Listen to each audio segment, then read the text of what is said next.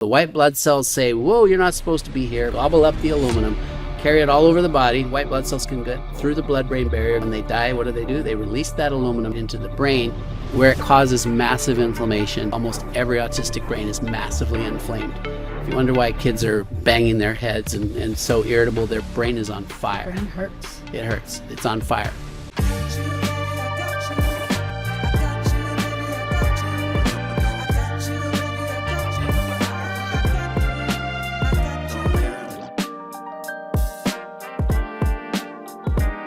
Today is an exciting day. We have Dr. Thomas here. He's actually one of my mentors and one of the real heroes that I have looked up to from the day I heard about him and his mission.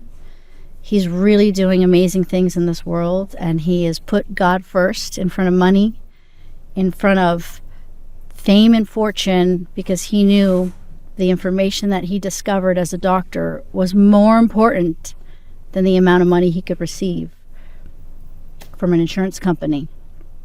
And we had the privilege of having Dr. Thomas at our school today, Center Academy, talking to parents about his findings from his amazing study that he ran on his practice. This is real world data. This is serious stuff. And you can actually see that full presentation. If you just click on the link below, you'll be able to see all of the PowerPoint slides. We're going to talk about some of them in this interview, but if you want to see all of them, please click on that link. It's valuable information. And it really is information that I wish that I had 9 years ago. I didn't have access to it, but I was just blessed that my gut told me, and I received signs from God to not vaccinate our girls, and I just went with that. But later on, when I found you, I was just like, it was all the confirmation I needed that I had made the right decision. And my mission, my passion is really to help parents out there who were as scared as I was, because the medical industry really, really tries to instill that fear in your soul that if for some reason you don't inject your baby with these drugs, these pharmaceutical drugs that you will see in our show actually list an adverse side effect of death, that your child could die from a disease that just doesn't really exist. So thank you, Dr. Thomas. Thank you for being here, and thank you for your time. Thank you, Layla. It is so great to be on the Layla show. I have a challenge with that hero thing, but I've wrapped my head around it. And here's why it's a challenge. First of all, I don't feel like I did anything unusual. So I'm a father. I had 3 biological boys. I adopted a bunch of other kids. And my last son wasn't doing very well neurologically. Sort of a little autism spectrum. That was in the late 90s. That's when I started going, what is going on here? You know, thinking, asking questions, doing my own research. Then in my practice, I had 4 years in a row, a 1-year-old become severely nonverbal, no eye contact autistic by age 2, following vaccines. And it was like, I can't do business as usual. Others have said, but other pediatricians haven't done what you've done, so you are a hero. So if that's the definition, you're willing to stand up for the kids, yes, based on what I saw, then I'll accept that. But it feels like everybody should do what's right for the children when you see it. It feels that way, but right. You stepping out in front, literally giving up your license for the greater good of humanity, in my book, that is the definition of a hero.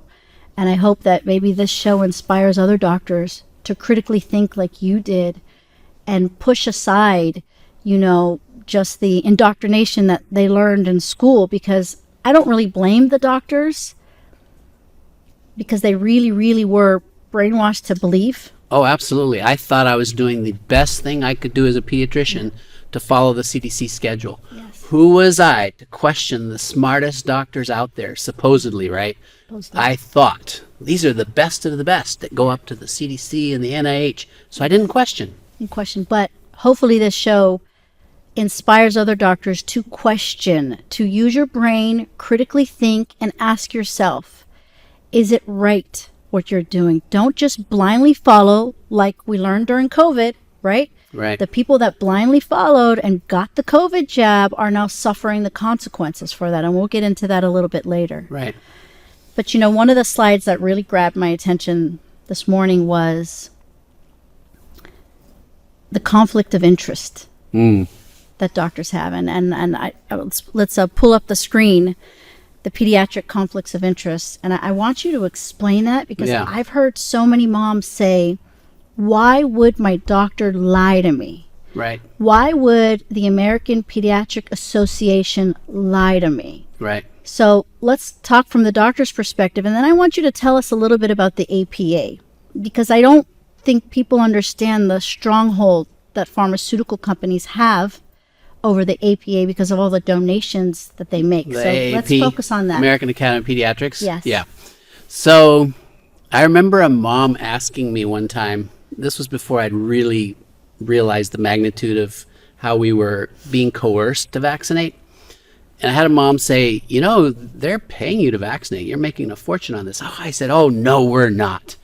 It's a tiny markup. And I left it at that, and I didn't even investigate it.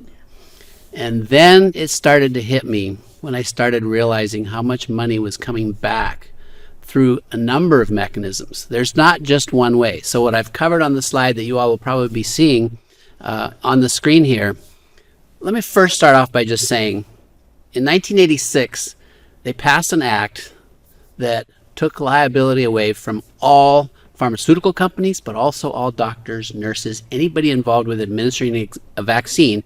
If your child gets injured, there's nowhere to go for any kind of compensation.